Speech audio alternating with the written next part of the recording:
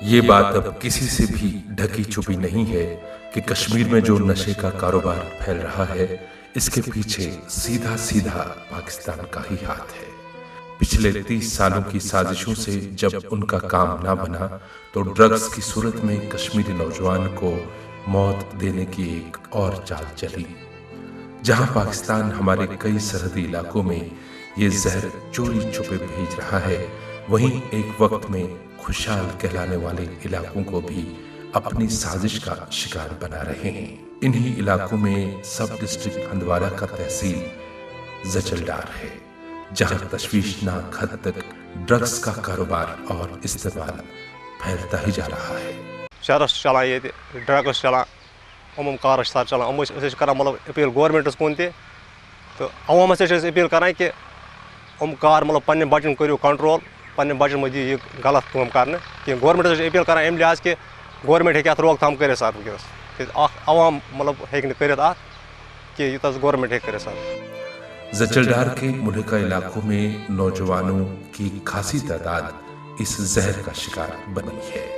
کچھ لوگ چرس، گانجا، افیم، ہیروئن اور دوسری طرح کے ڈرگز کا کاروبار چلاتے ہیں، جس کی وجہ سے بہت سارے نوجوان نشے کے عادی بن چکے ہیں۔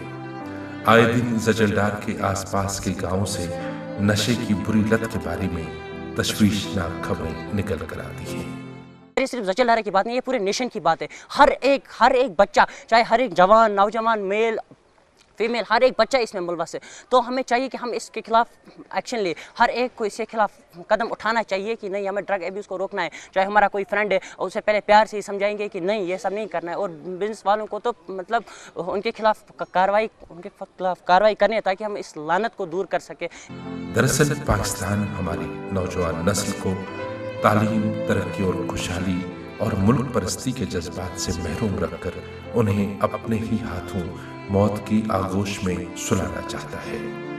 اور بدقسمتی کی بات یہ ہے کہ اس عمر میں نوجوانوں کو بہت ہی آسانی کے ساتھ بہکایا جا سکتا ہے، اسی لیے پاکستان کا ٹارگٹ ہمارا نوجوان ہے۔ قرآن پاک میں ارشاد ہیں انما الخمر والمیسر والانصاب والازلام ریس من عمل الشیطان فاجتنبوہ، جو یہ نشہ آور چیزیں ہیں قرآن نے وہ سب حرام کر دی ہیں، اور نبی پاک صلی اللہ علیہ وسلم نے بھی فرمایا کل مسکرن حرام، ہر نشہ آور چیز حرام ہے۔ سب مذہب ہی بولتے ہیں کہ یہ نشہ جو ہے یہ سب حرام ہے، اور اس سے انسان کا وہ ذہنی شعور تباہ ہوتا ہے۔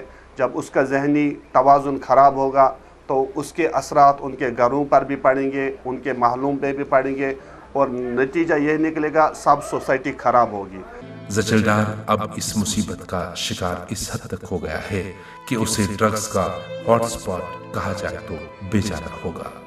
انتظامیہ، پولیس اور سماجی ادارے نشے کی اس بڑھتی وبا سے بہت ہی مشکلات کا سامنا کر رہے ہیں۔ ماں باپ کے سامنے ان کے بڑھاپے کا سہارا تل تل کے مرتا ہے۔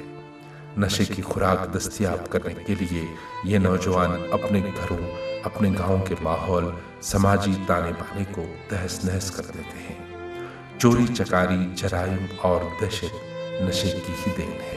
جب میں پہلے ڈرگز کرنا میں نے سٹارٹ کر دیا سر، مطلب مجھے لگتا ہے یہ اچھا چیز ہے سر۔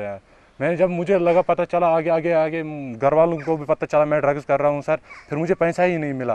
پھر مجھے پتہ چلا ہے اس سے خراب ہوتا ہے انسان سر، انسان کا فیوچر خراب ہو رہا ہے سر اس ڈرگز سے، یار آگے نہیں بڑھ پاتا ہوں انسان سر۔ جن بچوں کے ہاتھوں میں قلم، کتابیں ہونی چاہیے، ان کی جیبوں میں سے چرس، گانجا، افیم یا ہیروئن ملتا ہے۔ ان حالات کو دیکھ کر اس وبا سے بچے ہوئے طلبہ بے حد خوفزدہ ہے، کیونکہ نشے کا عادی انسان اپنے ارد گرد کے ماحول میں کسی بھی برائی کی حد جا سکتا ہے۔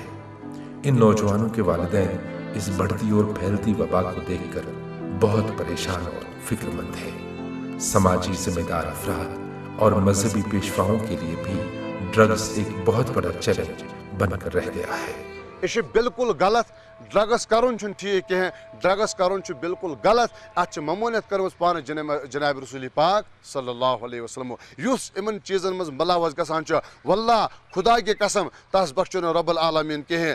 زجر ڈار علاقے کے تمام ذمہ دار افراد کو ہمت اور حوصلے کے ساتھ اٹھ کھڑا ہونا ہے اور اس بدعت کا خاتمہ کرنے کے لیے پولیس اور انتظامیہ کو بھرپور ساتھ دینا ہوگا تاکہ پاکستان کی اس خطرناک کوشش کو یہیں پر ناکام بنا دیا جائے، ورنہ جو بربادی دہشت گردی سے نہ ہوئی اس سے کہیں زیادہ ڈرگس کے ذریعے واقع ہوگی، کیونکہ نشے کا اختتام بربادی اور موت کے سوا کچھ بھی نہیں.